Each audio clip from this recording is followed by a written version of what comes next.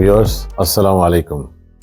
Affairs বাংলাদেশের পক্ষ থেকে আমি আলামিন চৌধুরী স্বপন আপনাদের জানাচ্ছি আন্তরিক শুভেচ্ছা।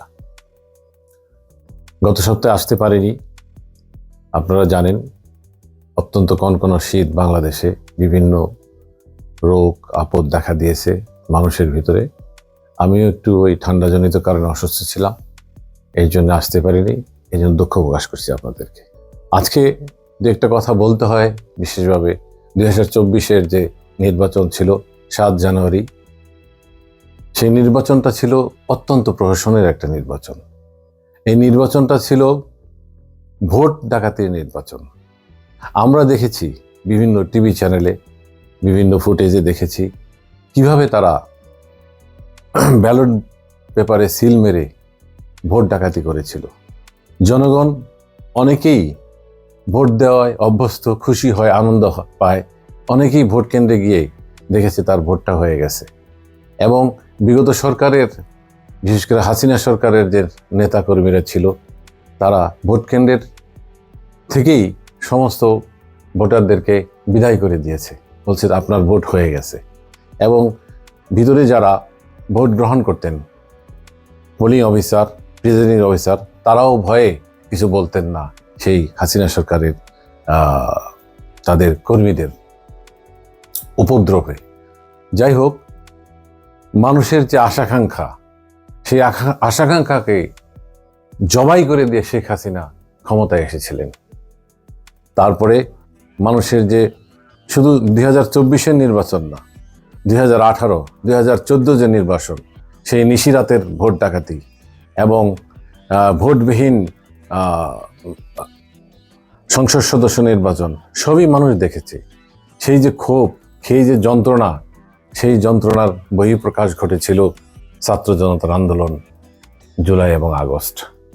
সেই জুলাই আগস্টের যে মানুষের যে আশা, আকাঙ্ক্ষা, ভরসা, সেই জায়গাটা যাতে ভবিষ্যতে তৈরি হয়, আগামী নির্বাচন যাতে সুন্দর, ফ্রি ফেয়ার হয়, সেটাই জনগণের আকাঙ্ক্ষা।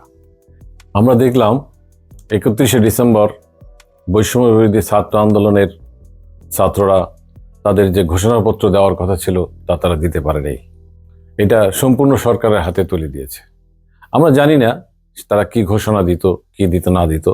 তারপরেও বাংলাদেশের জনগণ একটু আশার সঞ্চার হয়েছিল যে ওখান থেকে হয়তো একটা দেশের স্বার্থে একটা বড় ধরনের ঘোষণা আসবে, কিন্তু তা আসেনি। এটা একটু হাস্যকর ব্যাপার হয়ে গেছে। তারপরে জানি না সরকার পরবর্তীতে কি করবে, কিন্তু মানুষ এখন অনেক কষ্টে আছে। জিনিসপত্রের দাম এবং মানুষের যে এই যে আইন শৃঙ্খলার পরিস্থিতি আরো বেশি অবনত হয়েছে। যেমন ছিনতাই বেড়ে গেছে, এত ছিনতাই বেড়ে গেছে। এখন ছিনতাই এমন হচ্ছে যে প্রথমেই একটা লোককে আঘাত করে তারপরে তার কাছ থেকে সব নিয়ে নেওয়া হয়, এমনকি মোবাইলটা পর্যন্ত নিয়ে যাওয়া হয়। এগুলির প্রতি সরকারের দৃষ্টি দেওয়া উচিত। কেননা আইন শৃঙ্খলা পরিস্থিতি আস্তে আস্তে যদি এইভাবে অবনত হতে থাকে, তাহলে মানুষের ভিতরে একটা অশান্তি সৃষ্টি হবে এবং সরকারের প্রতি মানুষের বিরূপ ভাব দেখা যাবে।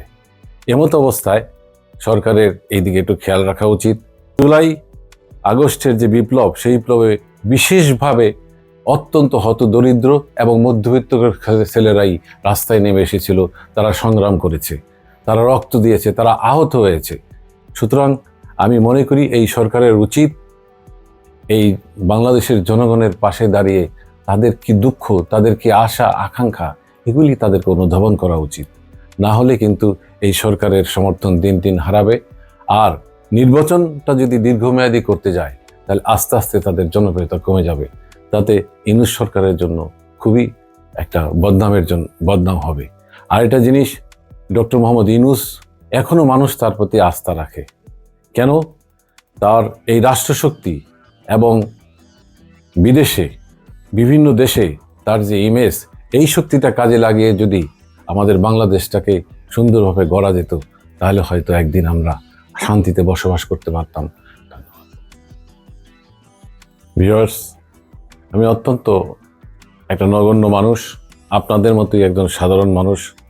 রাস্তা দিয়ে চলি ফিরি, নিউজ দেখি, দেখে যা বুঝি তাই আপনাদেরকে জানাই।